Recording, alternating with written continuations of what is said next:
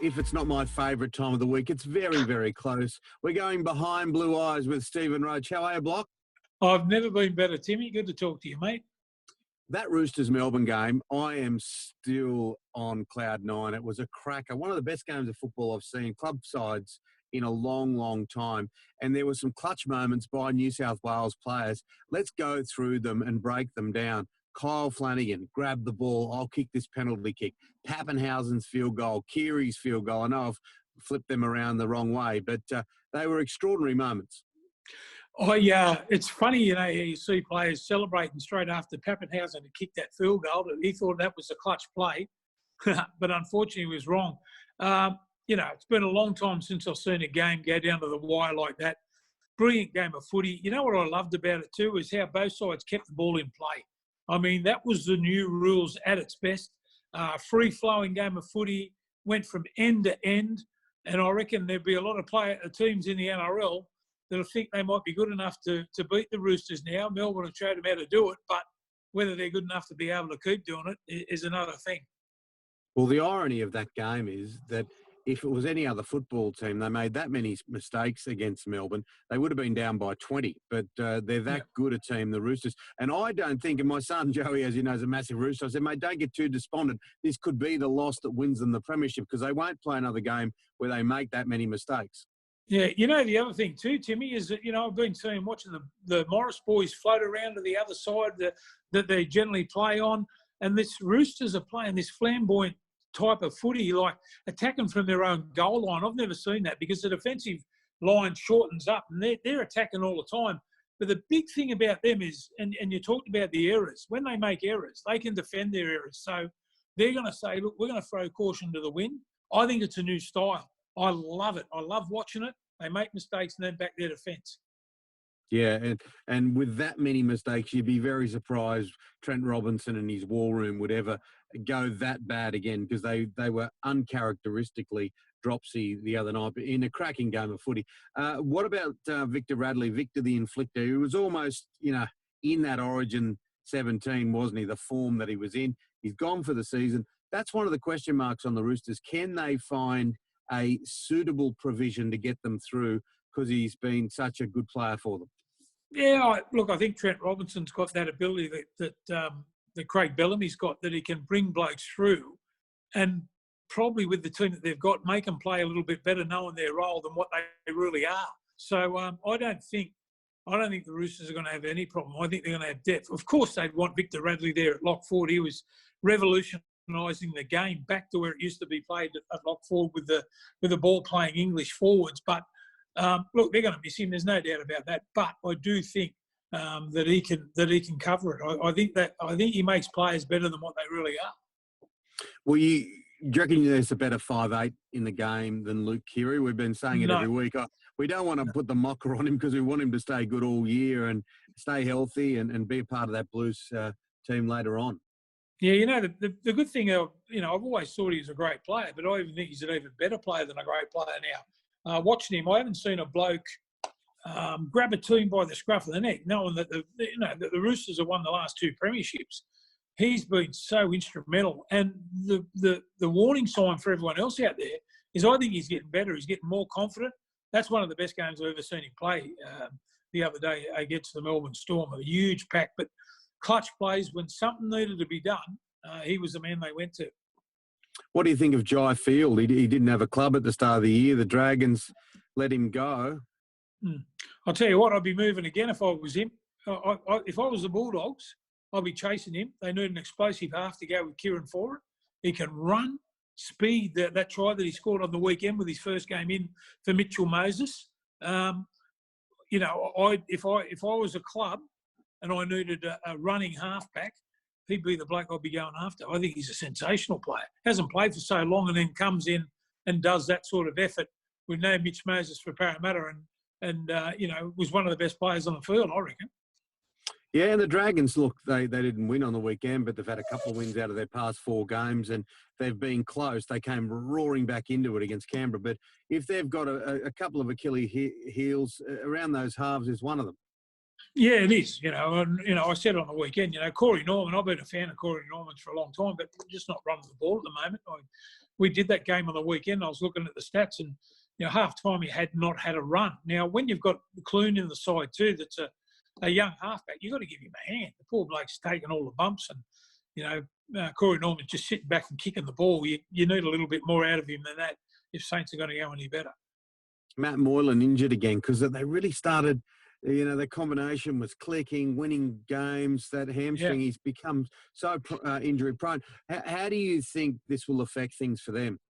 Oh, well, they've won their last 3. The Sharks, they've done some great work too, and they've come good. They've sort of come from out of the clouds. A lot of people are writing them off. I think it all coincides with Johnson. He's reinvented his game, so all of a sudden he's attacking. They had a good spine there with Moylan there, but now he's injured again. Well, that's the point. That's the point. Moylan. How do you think without him being there, how's it going to affect things? I think they'll struggle. I think they were putting together a pretty good spine there, but without him, I think they'll struggle. He's got that ability. He's a bit of a speed merchant with that touch football brilliance that knows how to make the right decisions. But they'll really miss him. They're just starting to come good. That's a huge blow to the Sharkies, I reckon. What have you thought of Payne Haas in a side going through all sorts of emotion, loss, drama? I think he's been their out and out best forward. There's no doubt about that. I don't know whether they're using him right. Pushing a young kid like that for 80 minutes week in and week out and making him play big minutes. I don't think when you're 20 years old, your body says you want to do it and you're young and you're fit and you don't care about anything. But in saying that, you get worn out, and I reckon they should use the young fellow a little bit better than what they were, or what they are. Come Origin time, he'll be in the Origin 17 for sure, but they won't use him like that. They won't punish him like that and make him play, really long minutes. So I reckon they've got to reevaluate how they use, all those young forwards, the Broncos, and he's one that's looking, not as fresh as what he was at the start of the year. Been difficult circumstances this year, just in life, full stop. So when you saw a few of these young guys in tears the other night, I really did feel for them. They're feeling the pressure of being in a club like that that's not performing. And we saw Payne lose it a bit at Alex Glenn. What did you make? Is that just passionate play there? Oh, it is, mate. I saw him having a hug after the game. It's bygones be bygones. Obviously, obviously the spur of the moment. We see a lot of things happen in footy games, and these guys are passionate, mate. I saw him in tears. I felt for him too. Sportsmen in general want to win, and that poured out of the Broncos last week. But what is it? 6 losses in a row now. It's tough times, and tough times call for tough people. You need to find some way to come out of it. So I don't know if you can already click your fingers. They would have already had the big sermon talks from the coaches and the staff and the head of football and all that sort of rubbish.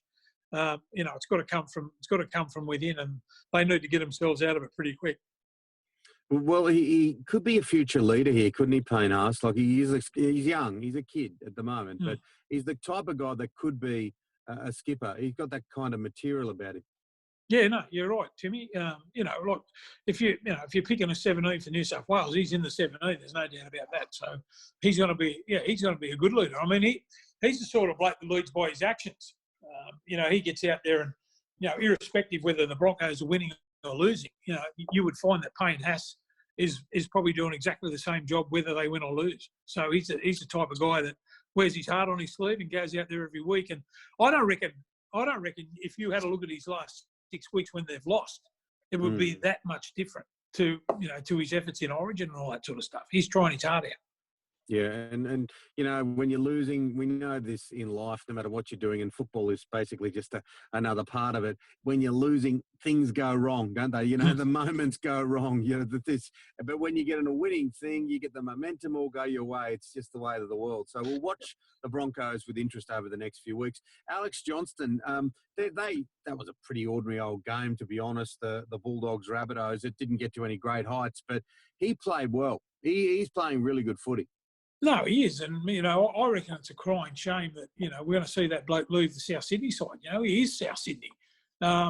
Maybe they've gone top heavy with a few of their big signings and probably they had to, use the money to get them. But if I was a club and I was struggling, mate, Alex Johnson is a proven, try-scoring whiz. So, you know, I'd have no doubts and no worries about signing him. You see the first try he scored on the weekend against the Doggies after about 5 or 6 minutes with just speed and, you know, swerve and all that sort of stuff. And I just think it's a crying shame that the league really can't step in. And, you know, I know they've got rules now, you know, that if you've been there long enough, they can, you know, compensate for a long-term player. But I reckon that the length of time is too long.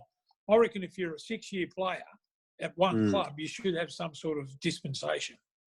Yeah, because things have changed. Like, there's a little question that things have changed over the years. We do not see those 10, 12, 13-year players. It's just the nature of the beast these days. But it's interesting because he might just go a couple of postcodes over, because Brett Morris, they're 34 and they're playing great footy, but indicating that he'll leave the Roosters. Alex Johnson would be perfect at Bondi. No, he would be. Yeah, no, you're 100% right. He's a finisher. And, mate, you see all the opportunities that, you know, South, when they're playing well, and also the Roosters, that they create that many opportunities that he's smart enough to get on the end of them. So, you know, yeah, that wouldn't be – I reckon they'd be talking about that now, the Roosters, talking about, yeah, we'll just get this kid 5 minutes away from where he is now. Be a nice quick little trip. Yeah, they all hate each other as well, those two clubs. So, yeah, but there's been quite a little bit of interplay, hasn't there? Angus Crichton and others that have skipped between the two clubs. Well, let's have a look at a couple of these games. Block, South Sydney playing your West Tigers. Where do you see South Sydney at? They've been well beaters some weeks. Look, they got the chocolates against Canterbury. Have you seen enough of them to think that they can be premiership contenders? Timmy, I'm a little bit worried about, you know, Cookie out of dummy half, and, you know, when they had Sam Burgess, they had a big bloke that laid the platform and skittled blokes out of the way. Poor old Thomas Burgess is trying to do it at the moment, and probably their best forward, but they're probably a couple of real big boppers shy of giving Cody Walker and all those sort of guys, Latrell Mitchell, the opportunity, and the dummy half too, Cookie, giving them the opportunity to create opportunities through their power in the middle. You know, I knew that they were going to miss Sam Burgess, but if you have a look at it, mate, that he is the one bloke that if South Sydney had, they'd be going a lot better. Cookie hasn't had the same sort of opportunity. I've talked about this before. You know, when you haven't got the ammunition and you're probably the South's best player, you become the 100. So the opportunities aren't really that there for him at the moment. But, you know, he's trying hard. There's no doubt about that. But South, in a nutshell, I just don't think that they've got their game together. I think they're a little bit hot and cold.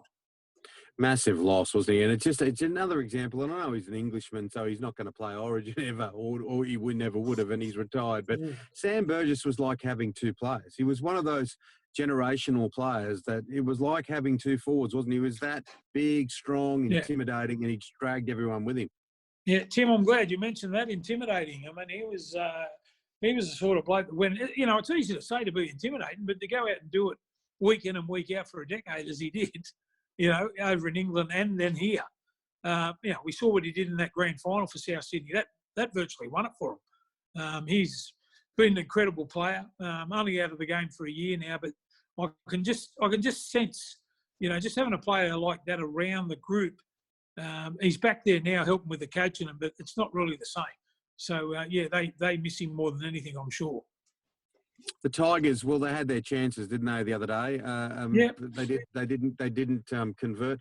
Luke Brooks, look, he's been good this year, but still we haven't seen that week in, week out consistency. Does he really need to go to that next step where we just see him just deliver all the time before he can be completely convinced that he can either go to the level?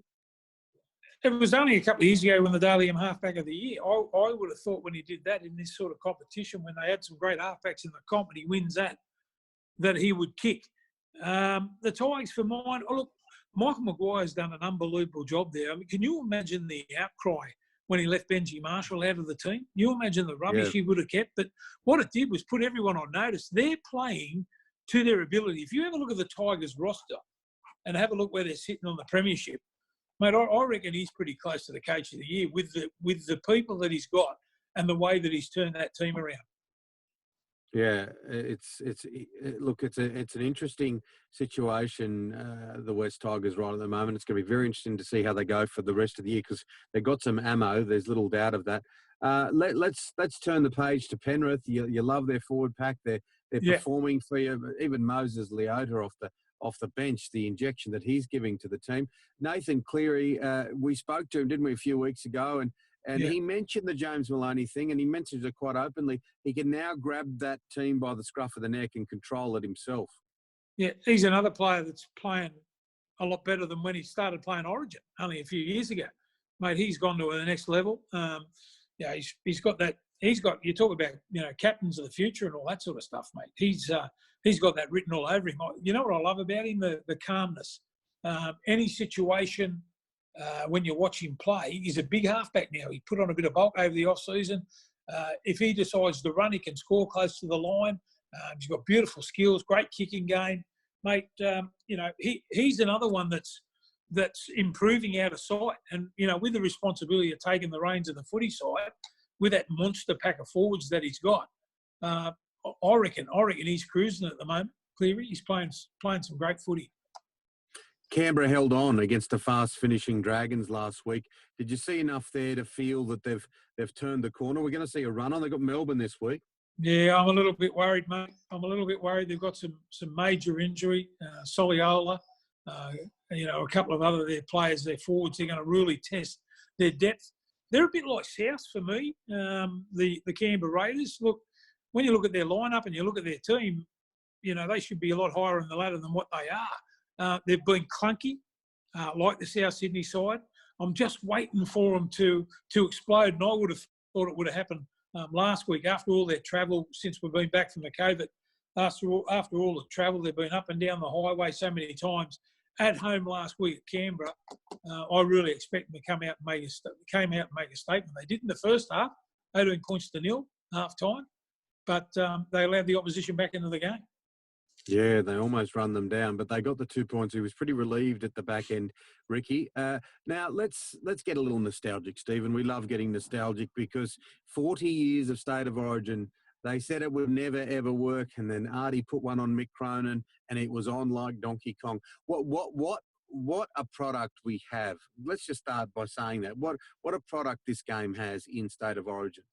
Yeah, no, Timmy, there's no greater rivalry in sport, I reckon, in Australia anyway. When New South Wales plays Queensland, the whole thing went right back to all the Queenslanders playing for New South Wales and beating up the Queenslanders. And then all of a sudden, hello, we're going to do this concept. We're going to call it State of Origin. We're going to send Rod Reddy and Morris and Arthur Beetson and all those sort of guys back to play for Queensland. And then just at the right, it's all about timing. Just at that timing, they had Choppy Close and Mal Meninga and Gene Miles and all those sort of guys. Yeah, all those sort of guys who were just primed playing in the Brisbane comp. And all of a sudden, they got to play with the great Arthur Beetson. I really honestly believe if it wasn't for Arthur Beetson and Tom Riodonikis being our first two captains in 1980, and showing their passion for the game, I don't know whether State of Origin would have continued. Those guys dug the well, and now everyone else is drinking out of it. They were superstars. I remember, mate Timmy, a little bit of trivia. I played in the 18s, under 18s for New South Wales against Queensland. I remember that. In the very first game, and we were allowed to sit on the sideline, and I saw Arthur run out with both hands taped and snot and spit and all this white powder all over him, and then him taking on the whole New South Wales pack on his own. He was playing reserve grade for Parramatta at the time, the greatest forward of all time, and he's the reason like State of Origin is still going now. At the age of 35. Is there a moment that stands out for you, Blocker? There's been so many great moments, but I'll ask you about an Origin moment, then I'll ask you about a moment that you were involved in. Well, what's the greatest moment for you? I think, and it comes from a Queenslander. I've got to say, for me, the Origin moment that sticks in my mind the most out of all the Origins was the Billy Slater double chip kick and over the top and scores that try like.